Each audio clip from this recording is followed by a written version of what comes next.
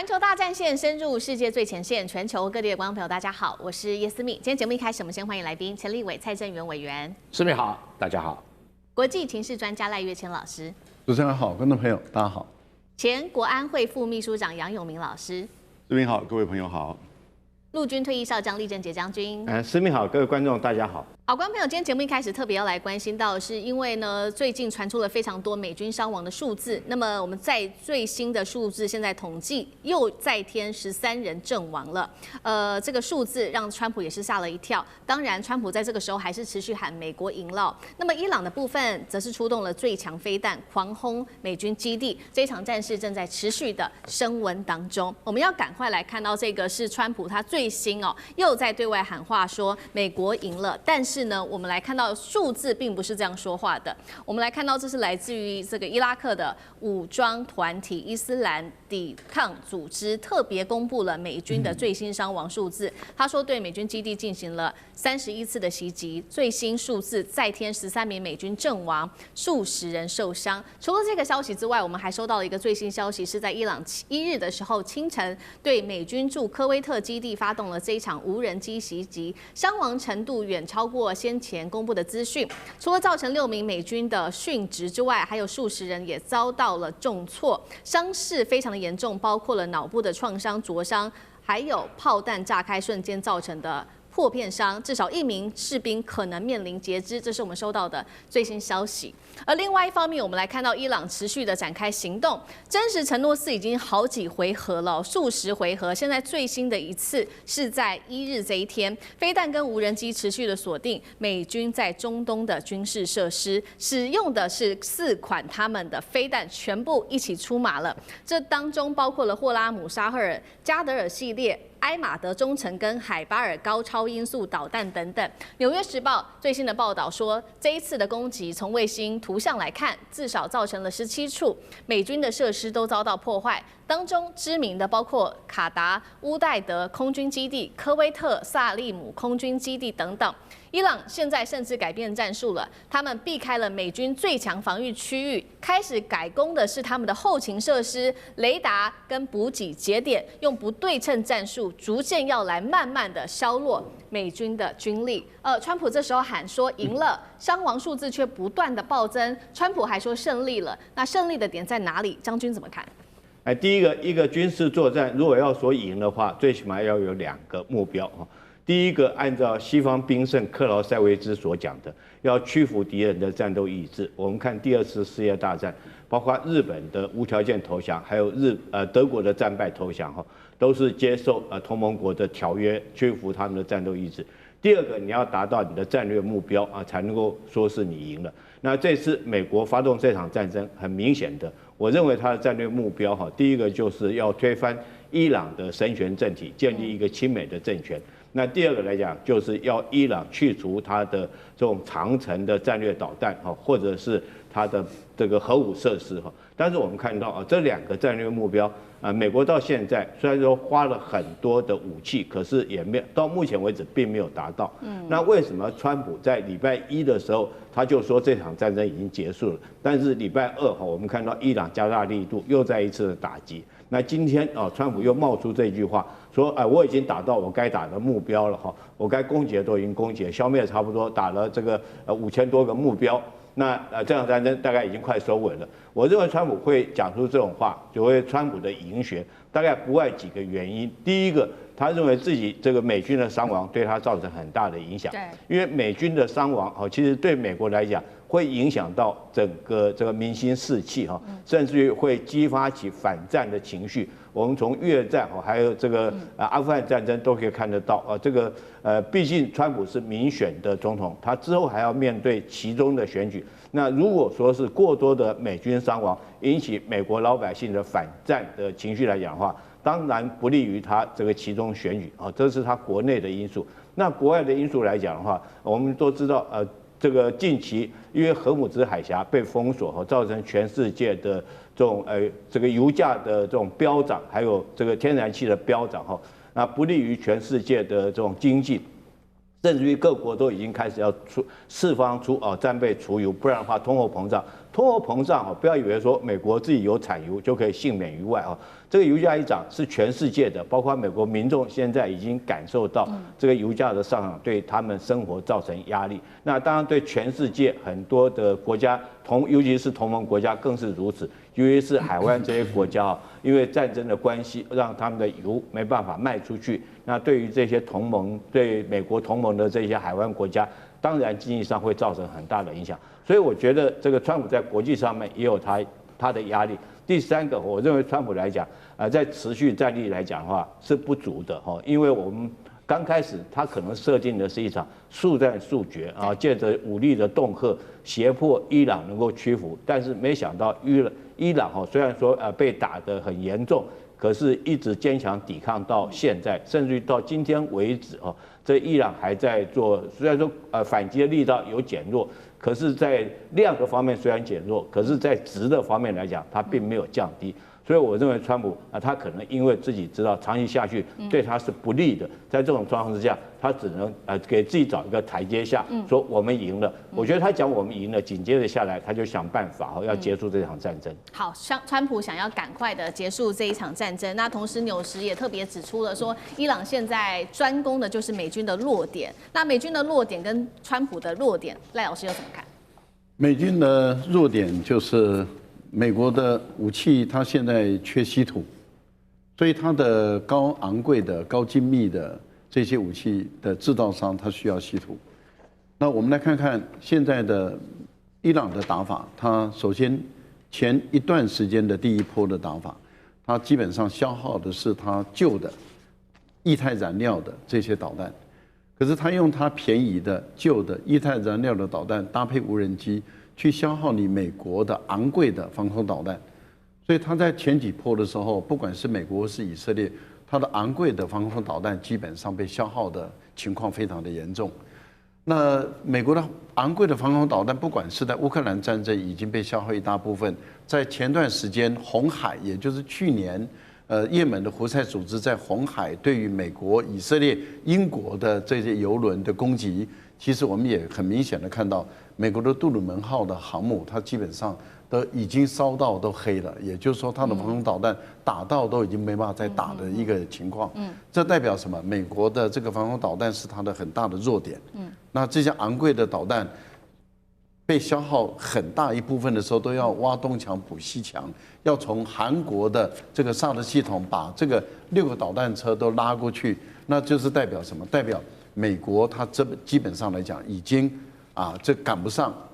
就是生产制造赶不上所消耗的能量。这第一个它的弱点就出来了。接着你看到的是，它开始用无人机去要把中东地区的这些已经花了几十年，花了不知道多少个1000亿的钱所打造出来的这种金融中心、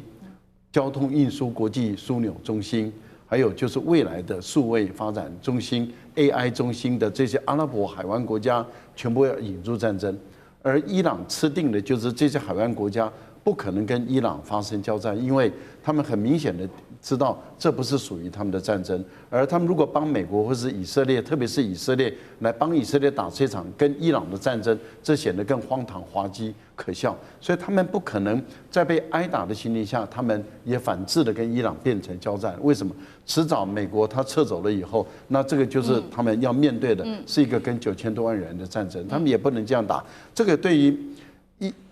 于川普来说，这也是他的弱点。为什么？因为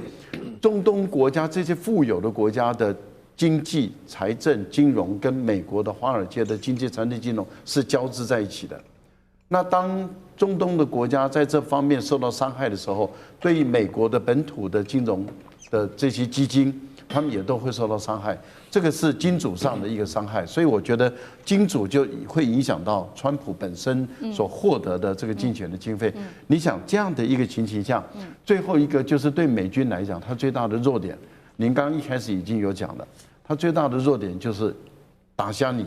打聋你，让你看不见、听不到。那这个部分里面，美国的军队因为并不是出动地面部队，所以它的海军、空军都是要有基地作为定点的。那你看，伊朗就专门打你定点，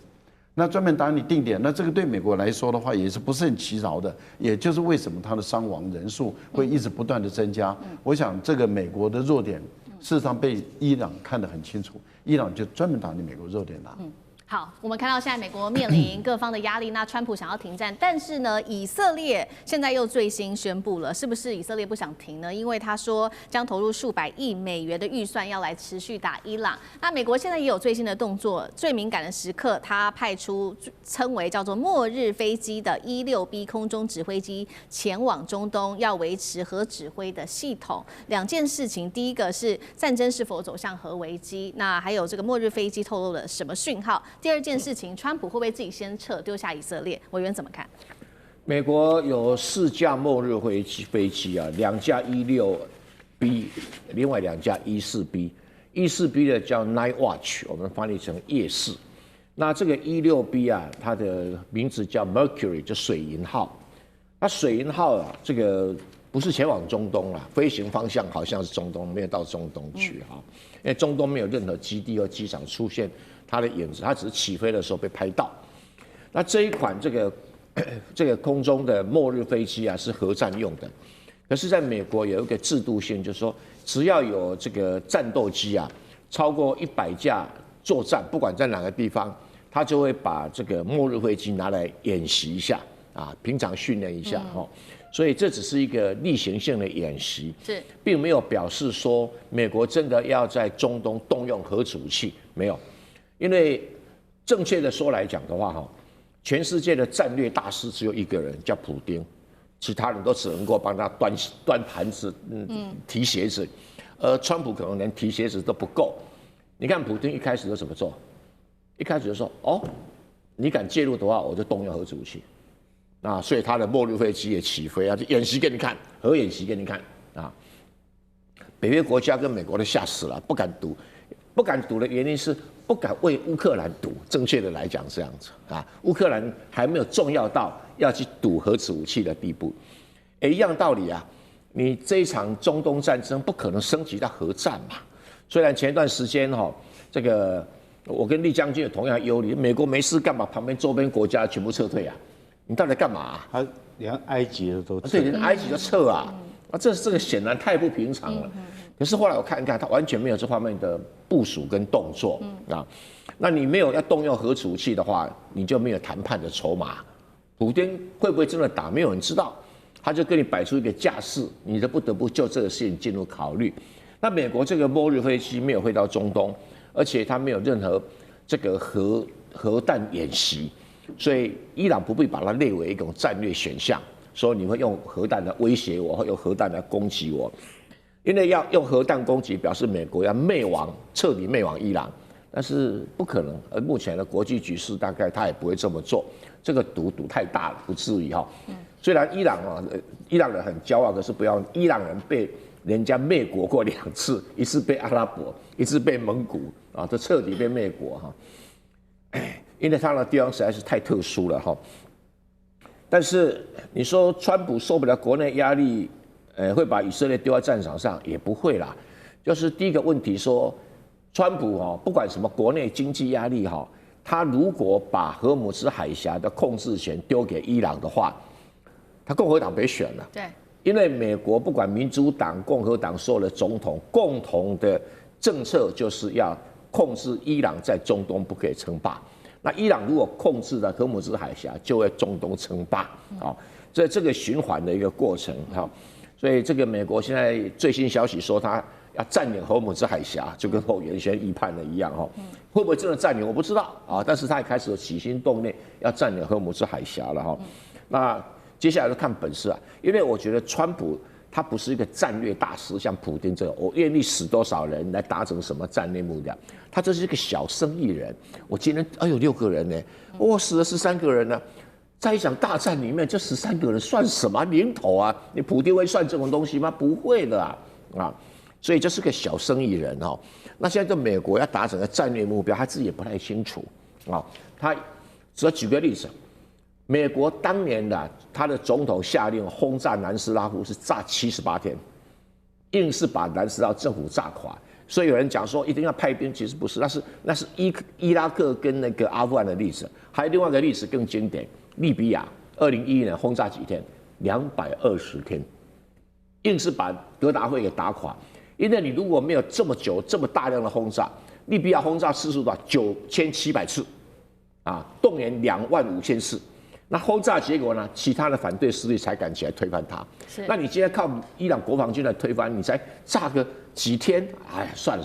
这种叫小生意人的算盘哦。所以川普根本不是那种美国历史上那种有战略眼光的总统，比普丁差太远了。好，那另外一方面，难道现在是伊朗主要在掌握目前的战场节奏吗？因为最新他也提出了3个停战的条件，是终于提出来了。除了提出3个停战条件之外，他是否在暗中暗示说这背后还有中俄在帮助他呢？因为呢，伊朗总统最新对外宣告说，他有跟俄罗斯，还有另外一个是中国大陆的。